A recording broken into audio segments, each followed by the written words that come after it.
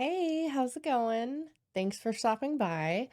Today we're going to talk about the case of Jamie Lee Komoroski and how on April 28th of 2023, she ruined the lives and all the lives really surrounding Samantha Miller and Eric Hutchinson on what should have been the most beautiful day of their newlywed life together. This was the day of their wedding. It's a hard one to listen to, but we got some things to talk about, so let's get into it. But to judge what is necessary to be told, it is necessary to see and hear all that is to be seen and heard. So, who is Jamie Komoroski?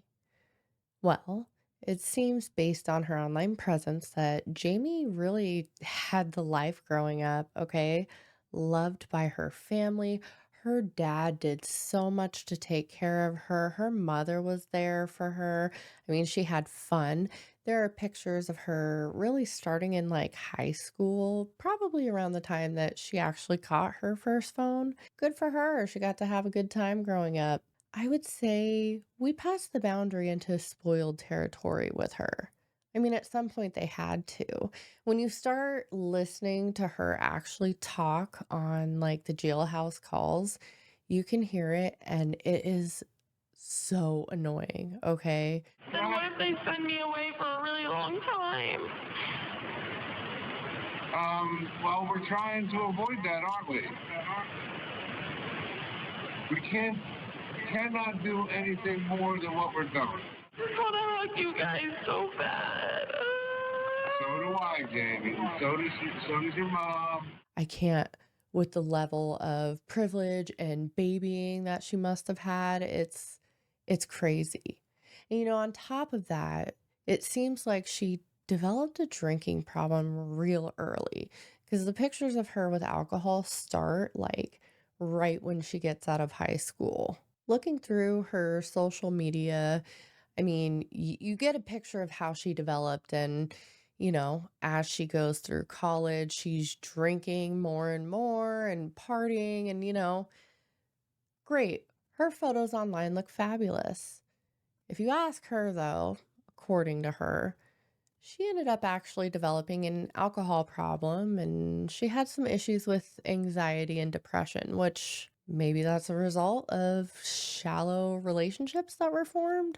If you have somebody there that you can talk to or can talk you into like going to therapy or whatever it may be, that's really helpful.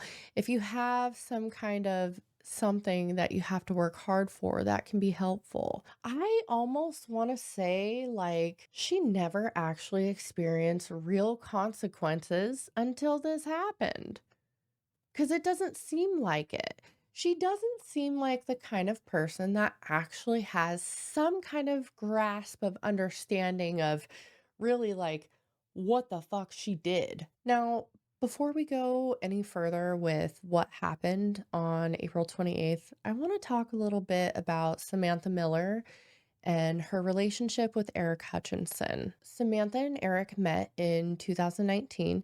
They were attending a business conference, like different business conferences. She was a marketing executive and he sold construction materials. So it's kind of cute how they met on an elevator at a hotel. I mean, what are the odds? But however it happened, seems like it was destiny and they clicked. And from there, they ended up forming their relationship.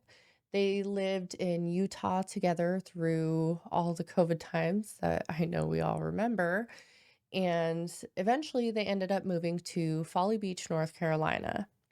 This was a really special place to Samantha. She had visited it when she was younger and she really just fell in love with the area. So her and Eric, they move out to Folly Beach, North Carolina, and I mean, they were able to like live their dream. They went to the beach all the time. Even during the week after work, they were able to head out there and just relax, live that ideal life that they were looking for. And they decided that they wanted to get married. And My goodness, that wedding was absolutely gorgeous. Now, there's pictures out there that you can see of it. She looks like the happiest bride, and I mean, he looks just captivated with her through everything, and I mean, you can see why. She's really beautiful, and she glows from within. Everybody had good things to say about her. Her mom did talk a lot about how being active was a big thing for her, that she did that to cope with anxiety. Samantha dealt with anxiety herself, and the exercise helped her, and just being active. And yeah, I get it. Definitely could help. You occupy your mind with something that is a little bit better, something that's better than whatever it is that you're worried about or anxious about, it can help. Samantha and Eric had planned just such a beautiful wedding. They got married on the beach together, and after that, they did their reception. It was sunny out when they got married, and they partied for a while, had fun with all their guests. They had 120 guests that came to their wedding, from wherever they were from, and everybody enjoyed the night. There was dancing, lots of smiles. Samantha's sister actually made the cake, and I love that. That's so sweet. The wedding reception went on. It was around 10 o'clock when the festivities were going to die down, and Samantha and Eric would head off and take a ride on a golf cart, driven, of course, by Eric's brother-in-law and his nephew. And they were going to drive off and go into life as a couple, life as a married couple, that big change after that beautiful day, getting a chance to have some quiet time with your new spouse. I mean, it's exciting, right? The golf cart that they were on, it had 4 seats, okay? Now, golf carts don't really have seat belts with them. I mean, they're not really meant to be driven at really high speeds, and they were in a neighborhood. The speed limit was about 25 miles an hour, and the golf cart had lights on it. Now, Eric's brother-in-law and his nephew were sitting in the front, and then sitting on the back of the golf cart facing the guests, it seems, as they left, was Eric and Samantha. Samantha's last words that night was that she wished that that night would never end. Jamie, on the other hand, had a very different night than Eric and Samantha. Jamie actually was doing like a bar crawl. She's driving herself around while she's going to all these different bars, and how fucking irresponsible. I mean, we live in the day where you can get an Uber, you could call someone. I mean, her dad literally did everything for her. And I mean, they're still continuing to do it. They would have bought an Uber for her. Now it's contested on where Jamie actually started. Some people like to say, or some people speculated, that she started at the new job that she had started working at. It's like a taco restaurant and bar, and they vehemently deny it. So I don't really think to go into that too far. But what was able to be confirmed after tracing Jamie's steps of the night was that she started off at El Gallo Bar and Grill. Now, this is near Daniels Island. After that, she jumped into her car and drove about 25 minutes to Folly Island. Jamie then next went to Drop In Bar and Grill, the Crab Shack, and finally Snapper Jacks. Jamie was drinking a mixture of beer and tequila, and she was drinking a lot that night, okay? A fuck ton. The accident was insane. It's amazing to me that there were survivors. I mean, not her, she was in the car. I mean, on the golf cart. It's amazing to me that people survived that. So, Jamie actually, and funny enough, her home was in the opposite direction of where she was headed. So, She should have been in the exact other direction, but instead she ended up right there in that same neighborhood where Samantha and Eric are riding off in the golf cart. And remember, this is like a neighborhood. The speed limit is 25 miles an hour. Jamie flew down that street at 65 miles an hour. I mean, that information was taken straight from the computer in the car. So we know that's accurate. And she slammed into this golf cart. And what happened then is that the golf cart was thrown about 100 feet.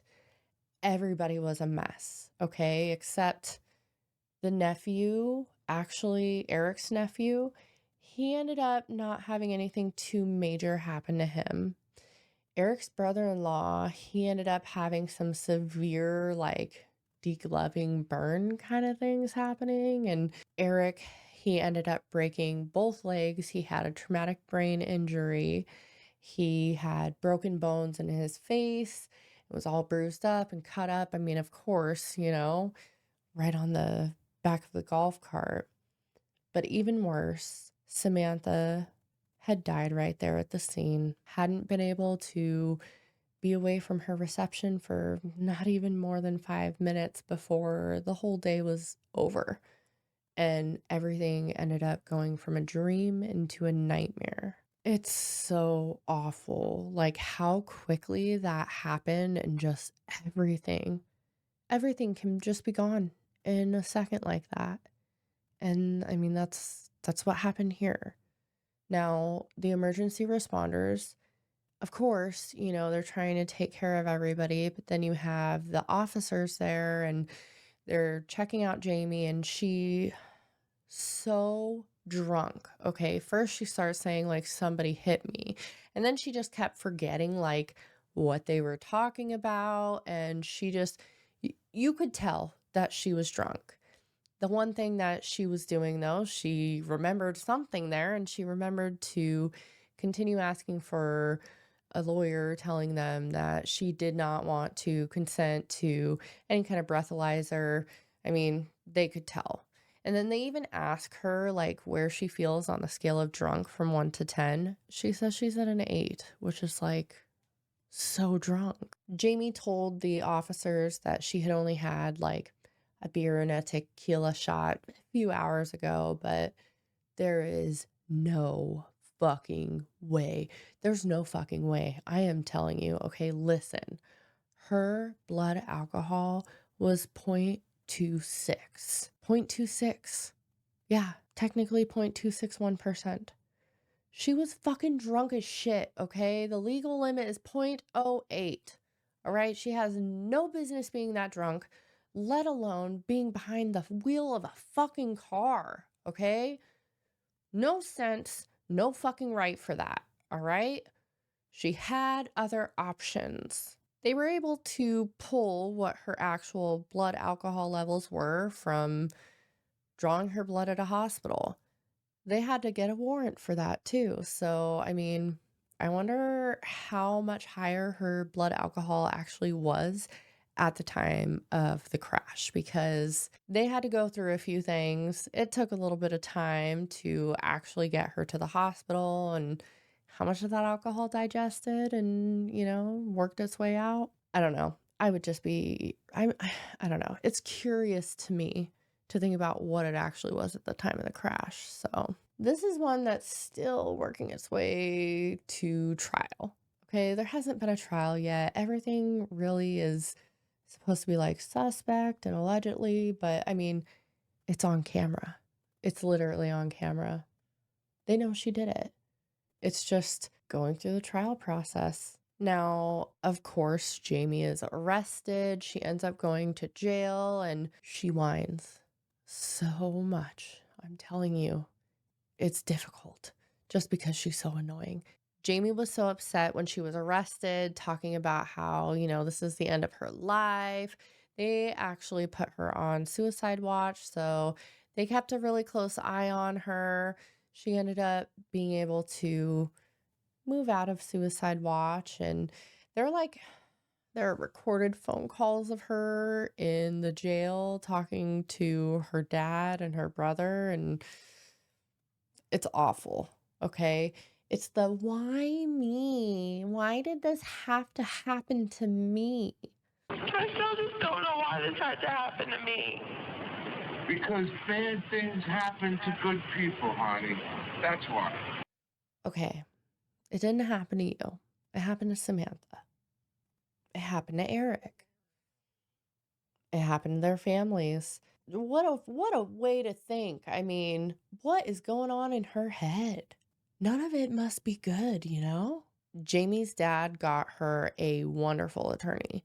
Like, I mean, I don't know exactly how good they do, but you know, he's paying money for an attorney for her. She doesn't have like a public defender. He's putting up the money for this attorney. And the attorney argued that Jamie should be able to get like a bail and or bond, whatever. They argued that she should be able to be released, that she wasn't a flight risk, she wouldn't pose a danger to society, and that the whole drinking thing was a mixture of alcoholism, depression, and anxiety. No, bullshit. That's a fucked up excuse, right? So the judge did not agree. Basically, the judge is like, yeah, no, not happening. Yes, a danger to society. No, she is not going home. She is staying where she's at. But with one caveat, the judge did agree to grant her a bond if she ended up sitting in jail too long. And recently, that's exactly what happened. Okay, I'm trying to be empathetic here. I really am. But there's literally no excuse for this. She's probably not going to have as long of a sentence as I bet really everybody involved wants her to have, except for her family. And, this is one of those cases where I almost feel like the advantage that she has at having the kind of money backing her, it's unspeakably important. That's something that makes or breaks a case sometimes. And, I mean, OJ had really expensive lawyers and look what they did for him. I'm just saying. After the crash and Jamie being detained and, when everything started barely, to settle down enough, people starting to really have that sense of reality setting into them. Eric had to have a bunch of surgeries and, his brother-in-law had to go through all of his treatment, and the treatment alone would be a nightmare. But then you have all of the emotional toll of everything that happened. I mean, when Eric woke up, he saw his mom, and then of course, he asks where Samantha is, and I mean, that's when he finds out that Samantha didn't make it. Eric and his family, they end up suing the bars, okay? Now, they're suing the bars that Jamie had gone to because she was overserved. When establishments have liquor licenses, part of that liquor license includes them needing to make sure that they are controlling how much people are drinking. You get trained on seeing if somebody is too intoxicated or, whatever that kind of situation may be. You end up knowing and you end up having that training to know when to stop serving drinks. Now, the bars ended up settling with Eric, really Samantha's estate. They ended up settling and it's undisclosed. It's not something that we know. So, I hope whatever it was is enough to at least help them get through what they're going to need to get through, because it's not just the physical rehabilitation, it's the mental rehabilitation and moving on with life after something like that. I mean, the trauma from that, awful for everyone. To make things worse, Samantha's mom, she ended up actually trying to fight things out in court about Samantha's estate. I understand that she's grieving, but I really dislike the way that she went about this. Now, technically, she has a point, and I mean, if we're going back to the days way back when a marriage was official, once it was consummated, I mean, I understand that point, but incredibly insensitive. I know Samantha's her daughter, and that's her big push there. She says Samantha ended up living all of her life as a Miller. She never even had a chance to go down to the Social Security office to change her name to Hutchinson. And the argument was that the estate should be controlled by Lisa, Samantha's mother. That's what her argument is. She gives an interview, and she seems like a very colorful person. I can't even imagine the trauma that she's going through, and I feel for her. You can hear the pain in her voice. It is really hard when you start thinking about Eric and the ramifications of what he went through. Them getting torn apart like that is just salt in the wound at this point. And then to make things even worse, March 1st, Jamie ended up being able to be released from jail on bond. Isn't that fabulous? She continues having the easy route. I know she'll end up having to go back, or at least I hope she will. If she ends up not having to serve any kind of time, that will be an injustice. Now, I know her dad has money to throw around, and she's going to get the best chance of anything. Diametrically opposed to how some people are treated in the justice system. Really, most people, you could say. Not everybody has like a millionaire dad to be able to bail them out. And that's exactly what happened with her. Now, her father has set her up in an apartment. It's about $1,900 a month from what I could find. She has to wear a constant alcohol monitoring device. She ended up, she can't leave the apartment for anything other than medical or court stuff. And she's obviously not allowed to drive. I mean, I say obviously, but really, would you think that somebody like that would obviously get bail or bond? Yeah, no, that was a wild decision. It makes me wonder, why not just get the time out of the way? That time will end up being credit time served. Jamie, I mean, she doesn't look like she's doing too well either. Now, I don't agree with this. The people being all sneaky, taking photos of her on her balcony, I don't like that. That skeeves me out, okay? That's just like, don't be a creep. You know what I mean? I know she sucks. And I know, like, I want her to serve prison time. That's definitely something that she should serve prison time for. But time and time again, we see people getting off on that. I mean, Caitlyn Jenner, yeah, she did that, didn't she? Hit someone with her car and kill them, and nothing happened to her. It's amazing what money will do in a system that is supposed to be fair for all that are in it. But it seems like that's an issue that you would hope could get some kind of remedy, but I don't see that coming anytime soon. So that's the story for now.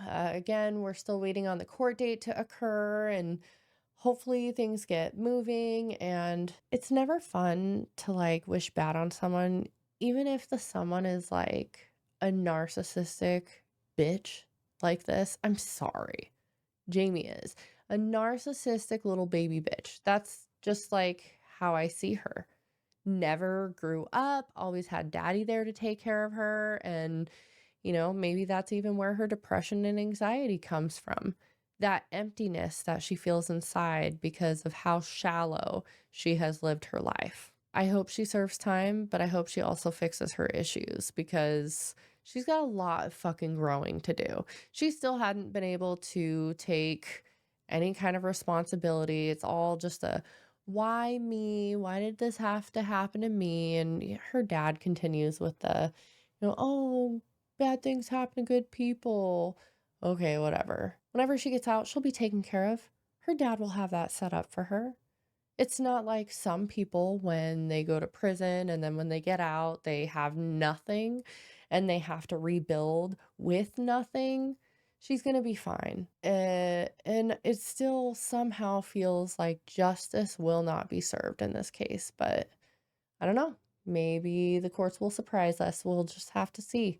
I will keep an eye out for any updates on this and let you guys know. Other than that, I really appreciate you taking the time to hang out with me today. Thank you for all your support, and I hope you all have a wonderful day. See you later. Bye.